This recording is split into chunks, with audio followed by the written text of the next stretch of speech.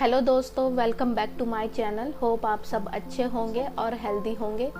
आज जो मैं अपना एक्सपीरियंस शेयर करने जा रही हूँ वो है थर्ड ट्राइमेस्टर का। वो भी स्टिल रनिंग में है।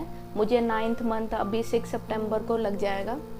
और अगर आप मेरी पहले की वीडियोस देखना चाहते हैं ट्राइमेस्टर 1 और 2 की, तो मैं उसका लिंक डिस्क्रिप्शन में डाल दूँ, आप जाके देख सकते हैं। होप आप सबके लिए वो शायद हेल्पफुल हो। चलिए अब मेरी थर्ड ट्राइमेस्टर की बात करते हैं। जो थर्ड ट्राइमेस्टर जो होते हैं वो होते हैं प्रेगनेंसी के 7, 8 और 9th मंथ। अभी मेरा 9th मंथ अब मुझे लगने वाला है, तो मैं अभी आपके साथ 7 और 8 मंथ की जर्नी शेयर करूंगी।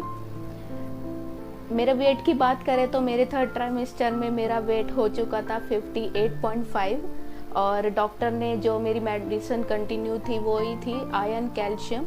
और मुझे 8th मंथ में इंजेक्शन लगा था, इंजेक्शन इन्फ्लुएंजा।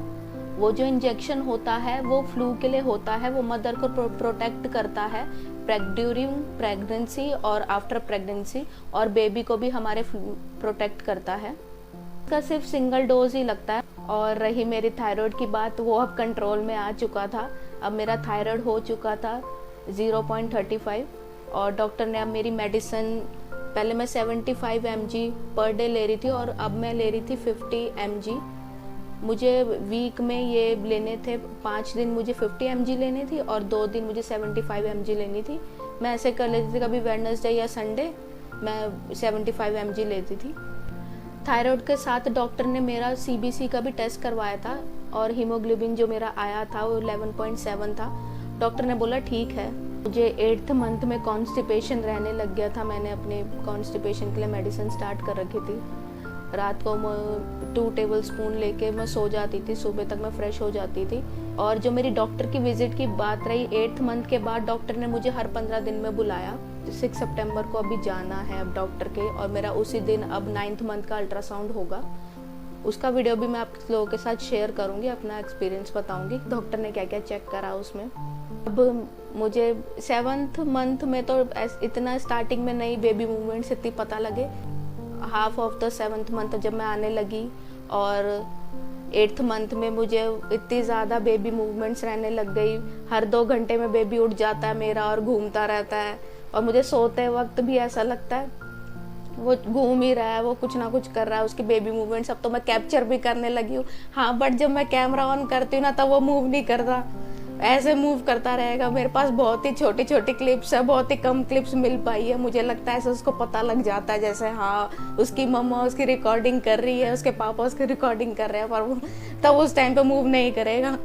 मुझे अपना टायर्डनेस रहने लग गई है। मैं घर का काम कुछ भी थोड़ा बहुत कर लेती हूँ, झाड़ू पोछा, तो हाथ पैरों में ऐसा लगता है कि मेरे बिल्कुल एनर्जी नहीं रही है। मैं बैठ बैठ के काम करती हूँ और मुझे अब नींद भी आने लग गई है। नाइट शिफ्ट तो जैसे मैंने बताया था मैं करती हूँ, मुझे उसी के टाइम पे नींद आती है और मेरा काम करने की तो मतलब बिल्कुल इच्छा मर ही चुकी है। और मैं आप लोगों के साथ शेयर करना चाहती हूँ कि मैं अपनी मैटरनिटी लीव पे अब जा चुकी हूँ। अब 6 महीने तक मैं आराम करूँगी, अपने बेबी के साथ खेलूँगी। वो जल्दी ही आ जाएगा, 9th मंथ स्टार्ट ही होने वाला है। मैंने अपनी स्किन पे अब थोड़ी डलनेस लगने लगी है। किसी किसी को प्रेगनेंसी में डलनेस आ जाती है, मुझे अपने फेस पे डलनेस लगने लगी है। पहले वाला ग्लो नहीं रहा है मेरे फेस पे। जब मेरा डॉक्टर के साथ विजिट था तो मैंने डॉक्टर से पूछा था मुझे नॉर्मल डिलीवरी चाहिए अभी, तो उसने मुझे बोला, कुछ ने एडवाइस करा है। मैंने उससे पूछा था आप मुझे कुछ आसन वगैरह बता दो। उसने यही बोला कि आपकी जो योगा इंस्ट्रक्टर है वो बता ही रही होगी, पर डॉक्टर ने खुद से भी एडवाइस करा है। उसने बोला आप डेली वॉक करो और मलासन में बैठो। हिंदी टॉयलेट यूज़ करने के लिए बोला। उस डॉक्टर ने बटरफ्लाई करने के लिए भी बोला है।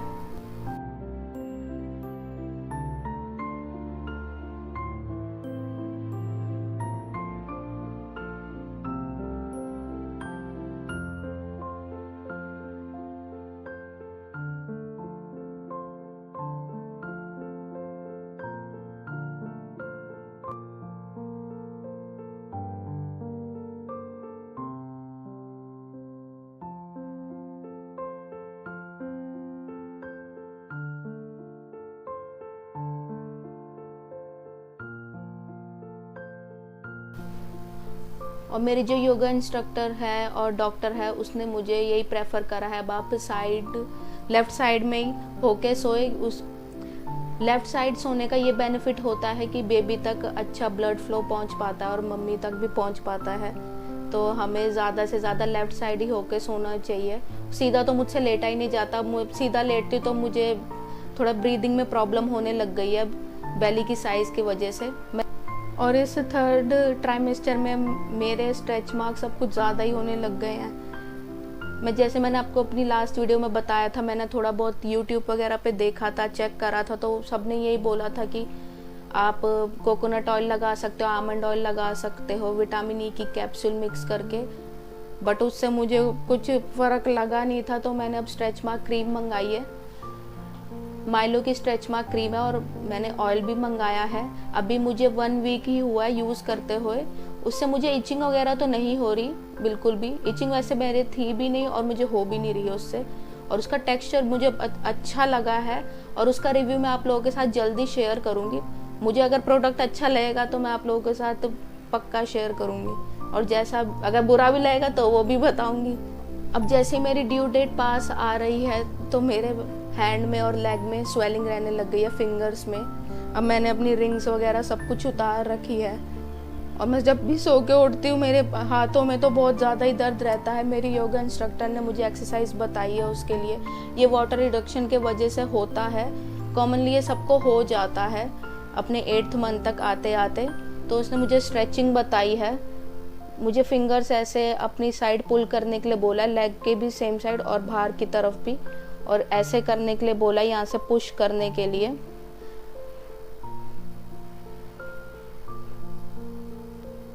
हो सकता है आप लोगों को भी ये सेम इशू हो रहा, आप ये चीज़ें कर सकते हैं।